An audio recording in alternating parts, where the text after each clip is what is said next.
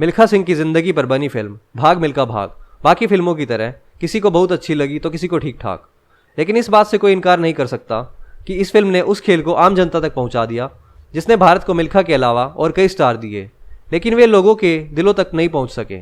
आइए हम नज़र डालते हैं ऐसे ही कुछ खिलाड़ियों और उनके योगदानों पर। गुरबच्चन सिंह रंधावा। बहुत लोगों को यह पता ही नहीं है कि गुरबच्चन सिंह रंधावा ने भी रोम ओलंपिक में हिस्सा लिया था। उन्होंने रेफर जॉनसन और सीके यंग जैसे दिग्गज एथलीटों के साथ डेकाथलॉन में भाग लिया था। वह बहुत प्रतिभावान थे और एक साथ javelin, high jump, long jump और हर्डल्स के राष्ट्रीय चैंपियन भी थे। जब 1964 के खेलों में उन्होंने 110 मीटर हर्डल रेस में 5वां स्थान हासिल किया तो दुनिया के बड़े बड़े कोचों ने उनके प्रदर्शन को सराहा था। सीआरपीएफ में डीआईजी के ओहदे से रिटायर होकर आजकल वह कोचिंग कर रहे हैं। टोक्यो में 2 बार उन्होंने 14 सेकंड का समय निकाला था, जो आज भी भारतीय एथलीटों के लिए चुनौती है। दूसरे नंबर पर आते हैं श्रीराम सिंह। मिल्खा और रंधावा 60 के दशक के हीरो थे, तो 70 के दशक का हीरो श्रीराम सिंह के नाम से जाना जाता था। श्रीराम 1970 के बैंकॉक एशियाई खेलों में 800 मीटर का रजत पदक और 1974 में तेहरान में स्वर्ण लेकर वह 1976 के मॉन्ट्रियल ओलंपिक के लिए तैयार थे। लेकिन जब दुनिया के बाकी एथलीट यूरोप और अमेरिका में प्रतियोगिताओं में भाग लेने की तैयारी कर रहे थे, श्रीराम सिंह जुलाई की भरी बारिश के बीच दिल्ली के नेशनल स्टेडियम के बाहर पानी से भरे घास के मैदान पर प्रैक्टिस कर रहे थे। मॉन्ट्रियल से पहले उन्होंने कभी टार्टन टैंक पर पांव भी नहीं रखा था, लेकिन वह फाइनल में पहुंचे और एक रिकॉर्ड समय में 7वें स्थान पर रहे। उसी रेस में नया विश्व रिकॉर्ड भी बना, जिसका श्रेय रेस जीतने वाले अल्बर्टो जुआटोर्ना ने श्रीराम सिंह को दिया। आज भी क्यूबा में जुआटोर्ना श्रीराम को याद करते हैं। मजे की बात तो यह है कि उनका जो समय था वो आज भी 2013 की रैंकिंग में दुनिया में 57वें नंबर पर है, और यह बड़ी बात है।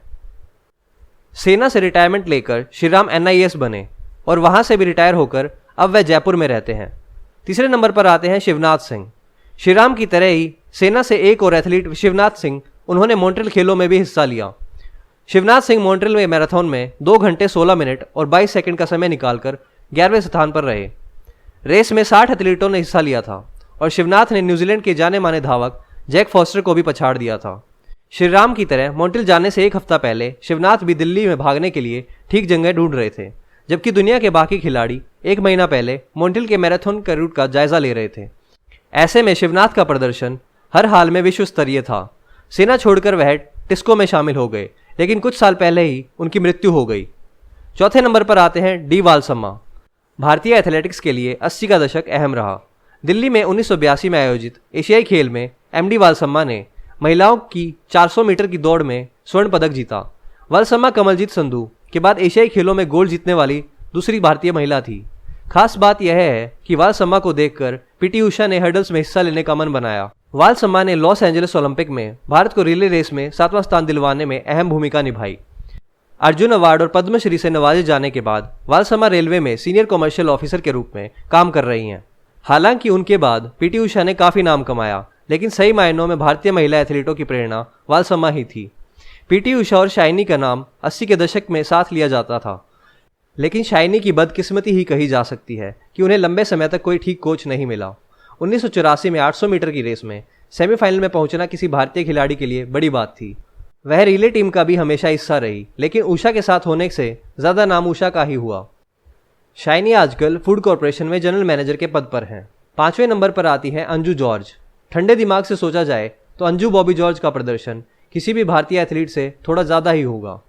पेरिस विश्व चैंपियनशिप में कांस्य पदक, वर्ल्ड फाइनल में रजत पदक, कॉमनवेल्थ खेलों में कांस्य पदक, दोहा एशियाई खेलों में स्वर्ण और एथेंस ओलंपिक्स में 6ठा स्थान। ये सब ऐसे खिताब हैं जिन्हें अंजू के अलावा किसी भारतीय एथलीट ने नहीं जीता है। लेकिन एथलेटिक्स में विडंबना यह है कि ट्रैक के इवेंट को ज़्यादा भाव दिया जाता है, क्योंकि वह लोगों को दिखता है।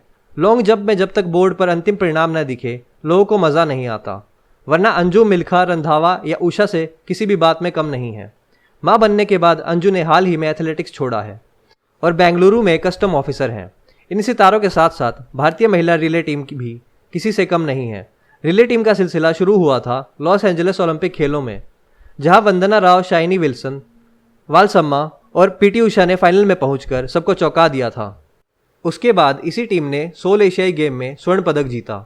एशियाई स्तर पर तो भारतीय टीम ने हमेशा अच्छा प्रदर्शन किया है और विश्व रैंकिंग में रही है। और अब बात एथलेटिक्स के उस सितारे की जिसने मिल्खा सिंह से बहुत पहले बॉलीवुड और टीवी की दुनिया में कदम रखा। प्रवीण कुमार की शिकायत यह है कि उन्हें लोग एथलेटिक्स के लिए नहीं बल्कि महाभारत में भीम के उनके किरदार के लिए जानते हैं। प्रवीण कुमार डिस्कस थ्रो में कई साल नेशनल चैंपियन रहे, एशियाई चैंपियन भी बने और मैक्सिको ओलंपिक के लिए भी गए, लेकिन उनका कहना है कि उन्हें भीम के नाम से ज़्यादा लोग जानते हैं। वैसे भी खेल अधिकारियों से वो इतना तंग आ गए कि मैक्सिको से लौटते ही उन्होंने अपना ओलंपिक का ब्लेजर सूटकेस में रख दिया और आज तक दोबारा नहीं पहना। ऐसे में अगर लोग भारतीय एथलीटों को भूल जाएं तो अफसोस की बात तो है ही।